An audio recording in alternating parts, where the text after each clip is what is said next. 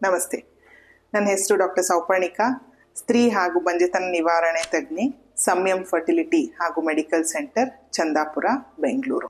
ಈಗ ನಾವು ಇಂಡಿಯಾದಲ್ಲಿ ಕೆಲವು ಸತಿ ನಾವು ದೊಡ್ಡವ್ರನ್ನ ಕೇಳಕ್ಕೆ ಹೋದಾಗ ಇಲ್ಲಿ ಗೌರ್ಮೆಂಟ್ ಆಸ್ಪತ್ರೆಗಳಲ್ಲಿ ಇನ್ಫರ್ಟಿಲಿಟಿ ವಿಂಗ್ ಅನ್ನೋದೊಂದು ಶುರು ಮಾಡೋಣ ಅಂತ ಹೇಳಿಬಿಟ್ಟು ಅವರು ಹಾಸ್ಯಾಸ್ಪದವಾಗಿ ನಮ್ಗೆ ಹೇಳಿದ್ದೇನಂತಂದರೆ, ಇಂಡಿಯಾ ಮೋಸ್ಟ್ ಪಾಪ್ಯುಲೇಟೆಡ್ ಕಂಟ್ರಿ, ಅಲ್ಲಿ ನೀವೇನು ಇನ್ಫರ್ಟಿಲಿಟಿ ಟ್ರೀಟ್ಮೆಂಟ್ ಕೊಡ್ತೀರಾ ಅಂತ ಹೇಳಿ. ನಾನು ನಿಮಗೆ ಒಂದು ಉದಾಹರಣೆ ಕೊಡ್ತೀನಿ.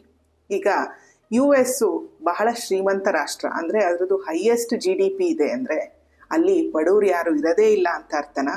ಆ ರೀತಿ ಅಲ್ಲ ಅಲ್ವಾ? ಅದೇ ರೀತಿಯಾಗಿ ಇಂಡಿಯಾದಲ್ಲಿ ಒಬ್ಬರಿಗೆ 4ರಿಂದ 5 ಜನ ಮಕ್ಕಳಾದ್ರು ಅಂದರೆ ಯಾರೋ ಇನ್ನೊಬ್ರು ಬಂಜೆತನ ಇರೋವಂಥವ್ರು ಅವ್ರಿಗೆ ಮಗುನೇ ಮಾಡ್ಕೋಬಾರ್ದು ಅಂತ ಹೇಳೋದು ತಪ್ಪಾಗತ್ತೆ. ಅದು ಯಾವ ರೀತಿ ಆಗತ್ತೆ ಅಂತಂದರೆ, ನಾವಿಲ್ಲಿ ಪ್ರತಿಯೊಂದು ಬಂಜೆದು ಯಾವ ರೀತಿ ಅವರು ತುಡಿತಾ ಪಡ್ತಾರೆ, ಮಿಡಿತಾ ಪಡ್ತಾರೆ, ಹಾಗೂ ಈ ಸಮಾಜದಲ್ಲಿ ಅವ್ರಿಗೆ ಎಷ್ಟು ಖಿನ್ನತೆ ಇರುತ್ತೆ ಅನ್ನೋದನ್ನ ಕಣ್ಣಾರೆ ನೋಡಿದ್ದೀವಿ. ಅದು ಬಹಳ ಮುಖ್ಯ ಆಗತ್ತೆ ನಮಗೆ. ಅಂಥವ್ರಿಗೆ, ಒಂದು ಕಪಲ್ಗೆ ನೀವು ಮಗು ಮಾಡ್ಕೋಬೇಡಿ ಅಂತ ಹೇಳಲಿಕ್ಕೆ ನಾವು ಯಾರೂ ಅಲ್ಲ.